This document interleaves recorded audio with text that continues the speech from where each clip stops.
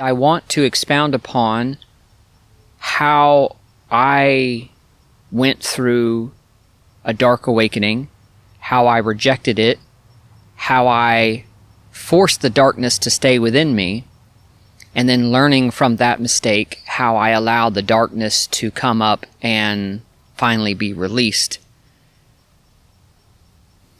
Because most people are certainly making the same mistake that I made. You have a spiritual awakening, which sometimes is sparked by this intense love for life, beauty, this bliss. And you think that's it. This is going to be the rest of my life, just living in this bliss, and look what everybody's missing, etc., etc. But then something shifts. And I know millions of you relate to what I'm saying. Something shifts and you say, I lost it. I lost my heart space. I lost my bliss. What happened? What did I do wrong? You didn't do anything wrong and you have not lost it.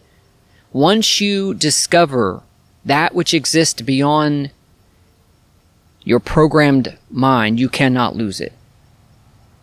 But it can become covered up. And then your mind, still stuck in program, attempts to convince you that you've lost it. So then you do the absolute worst and wrong thing you can do, is you go looking for it and you chase after it. But it's just right there. So everything you do on a journey, looking outside of yourself for it, you just find more disappointment until eventually most people give up. And then in that giving up, they see that it's been right there all along. So how or why does this darkness rise up? Well, it's a little bit different for everyone, of course. But for me, what happened was, I had my first spiritual awakening at 8. I'm not going to talk about that right now. But my second spiritual awakening I had when I was 28 years old. And I went from having this life of addiction, drug addiction, alcoholism, adult content addiction, all of this. And I went from a life of being in that space, being in misery, one bad relationship right after another. I went from that to something clicked and opened up for me. One day, 1 week, turned into a month and turned into years, and it unfolded into who I am right now. But when that thing first clicked, it snapped me out of all my misery. Can you imagine being a drug addict, an alcoholic, having other addictions, and seemingly with a snap of a finger, it was gone? You would consider that a miracle. I do consider it a miracle. But my life didn't just stay there. It was almost like something was preparing me for what is to come. And so what happened in my state of bliss, day after day, I didn't touch the drugs, I didn't touch the alcohol. For some reason, I was continuing to smoke cigarettes, just sitting there on my couch, smoking cigarette after cigarette, staring off into space, looking across the room at my computer, waiting for me to chase after some other addiction. Looking at the beer sitting on my counter that's just waiting for me to pop that tab and drink it, and another one, and another one, and another one. But I didn't. I just sat there, happy, smoking cigarettes, nothingness.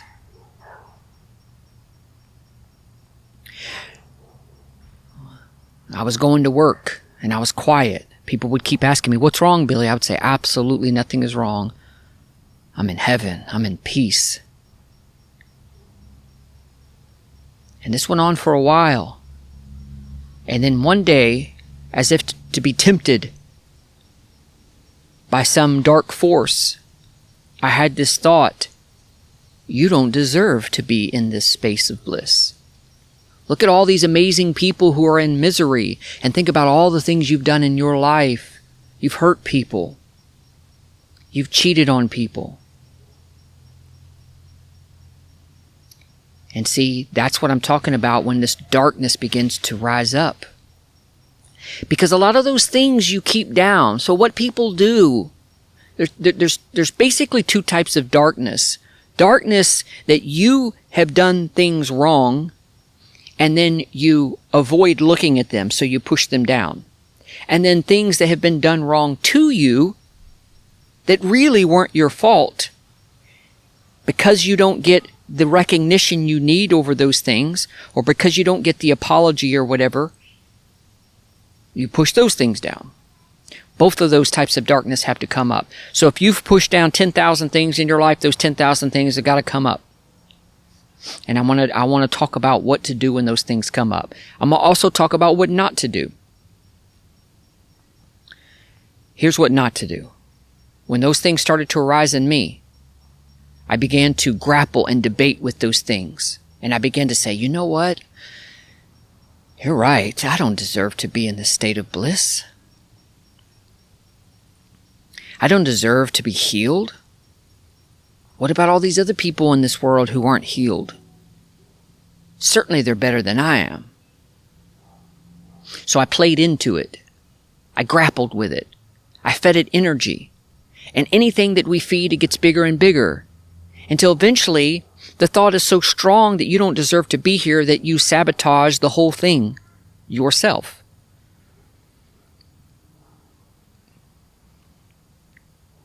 So that's what I did, is I pushed it back down. I don't want to deal with this right now. How do you push things back down? How do you stop dealing with things? By chasing after something else and occupying your mind. So I got back on that computer. And I picked up that beer again. But only for a brief time. Because I realized something is not right. How was it that I was in this bliss and now I'm right back? Maybe I was in worse misery after the bliss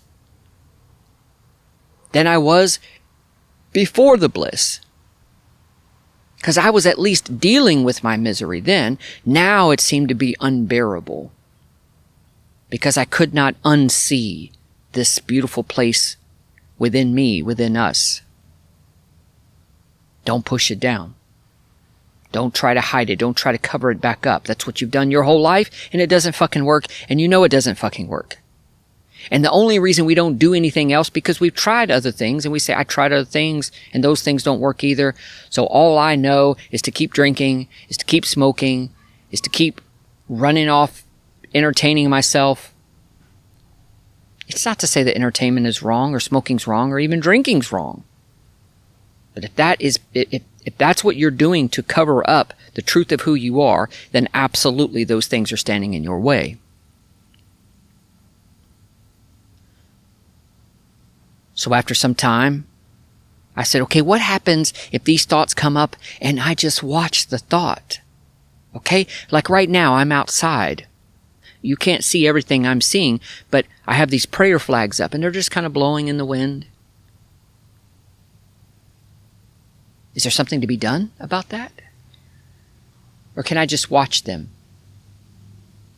See, like these two over here are blowing all the way straight up. And these over here are blowing just a little bit, some of them not blowing at all. Is there something to analyze? Is there something to do about that? These leaves are falling. How can I stop the leaves from falling? Why should I stop the leaves from falling? So you got to remove the personal aspect of your mind, because it's not personal. It's not your mind. You have been programmed. And it is all these little programs that have been put together to create this conglomerate program that you identify with.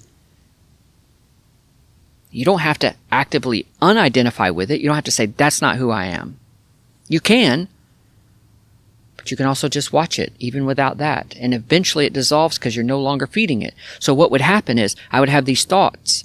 You know you're not a good person. La la la la la. I know you hear me. Give me some power. Validate that you're not good enough. And no matter how many intrusive thoughts come, if you don't feed them motherfuckers, they don't live. It's impossible. In fact, I found myself in all of this joy. Even at times, prancing around my house. Somebody might say, why are you so happy? Does there need to be a why? Should we analyze our happiness and discover what it is so we can make the mistake of grasping onto it and trying like hell to prevent it from leaving? No. I didn't have a happiness that came and went. I have a happiness that was there. It was my innate nature. So I just started watching these thoughts.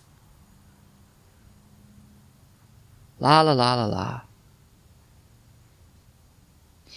And then it would go quiet. Then I would have this thought that would come, and the thought would say, hey, what happened to all of that noise that the mind was making? Even though that also comes from the mind. I don't know.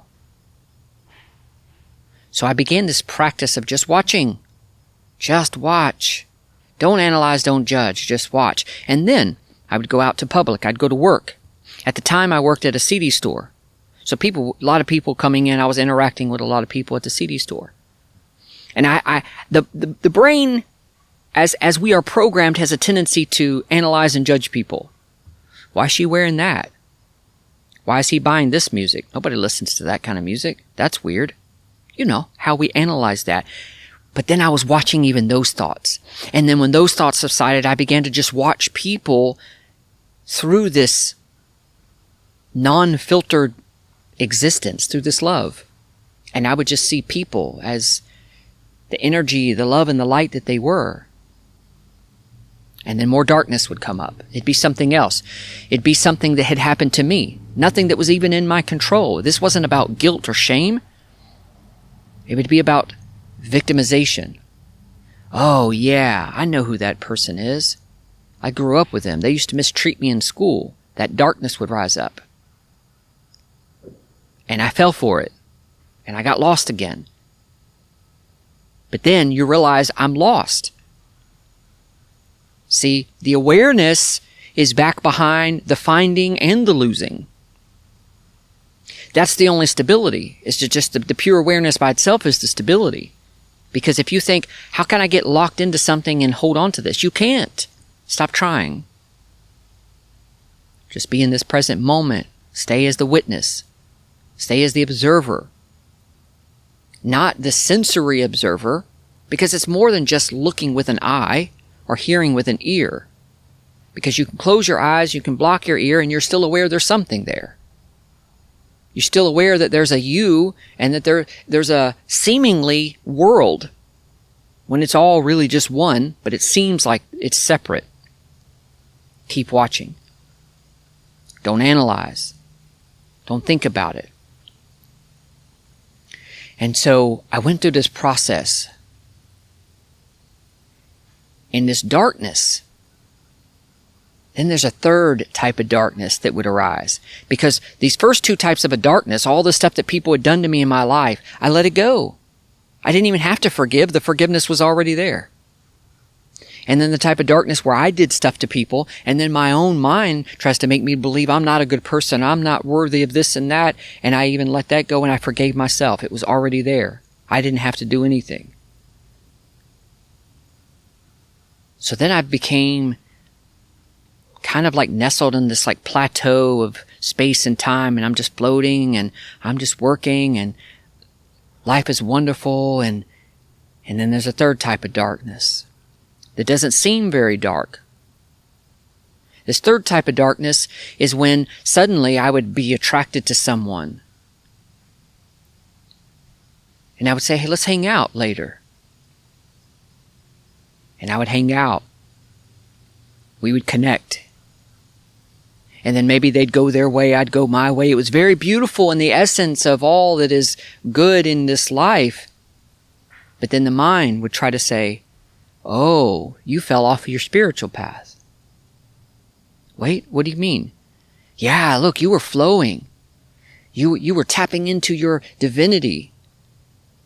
God gave you these gifts and these powers, and here you are. You're an empath, and you can connect with people, and you can heal people, and you can do all of these things.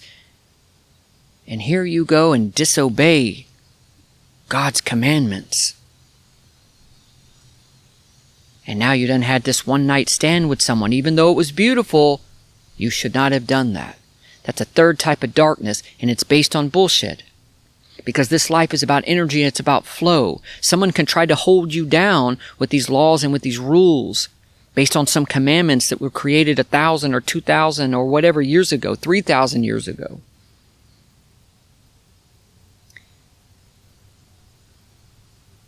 But the totality of this existence, when you tap into your pure awareness, it may take you into places that you have been taught and programmed are not right. And those things are the deepest teachings that we often have, the deepest programs that are stuck in our mind, what's right and what's wrong. Now, certainly, there are some universal things we can agree that are wrong.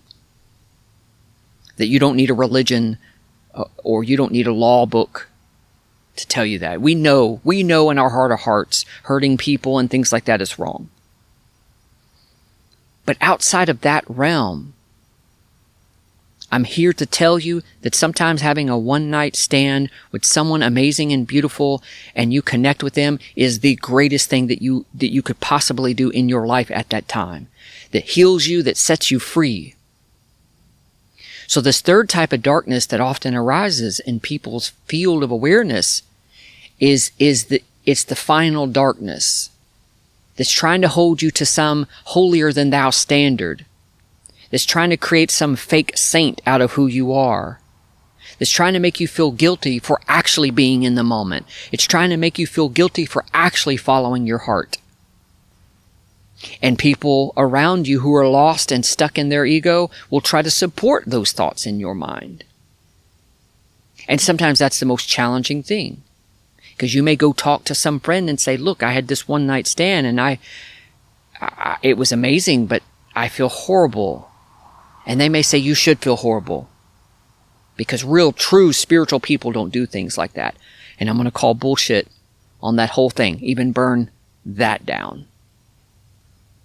Because the truth is of this life, if you are following your heart, and if you are living your truth, that God, the universe, whatever you believe in, your higher consciousness is guiding you naturally, gently, beautifully into this experience, that experience. Some of those experiences are going to be physical connections. Some of those experiences are going to be eating this greatest food that's ever tasted your tongue, that has ever been tasted by your tongue.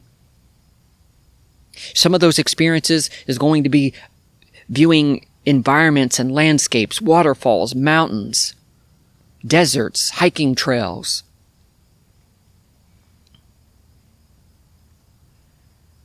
Not all experience, when you reach this state of pure awareness, is going to be some quote-unquote saintly experience.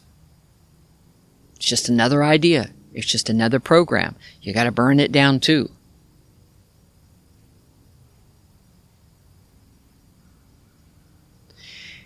And in some sense, from that space, even if you are having these questionable experiences by the rest of the world, you will know in your heart, if you allow yourself to surrender to that heart space, to that Christ mind, you will know, beyond a shadow of a doubt, that those experiences are exactly what was meant for you.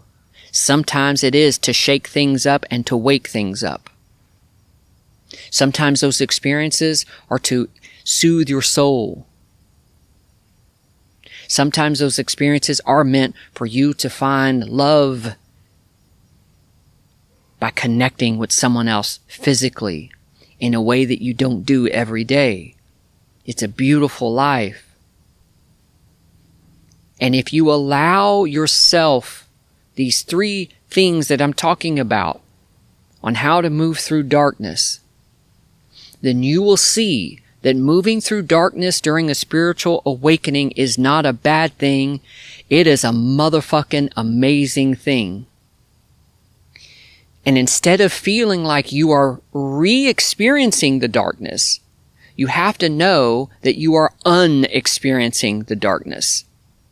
I really want to say that again, because sometimes the words come out of my own mouth that is perfect. I love it. You are not re-experiencing the darkness. You are unexperiencing the darkness.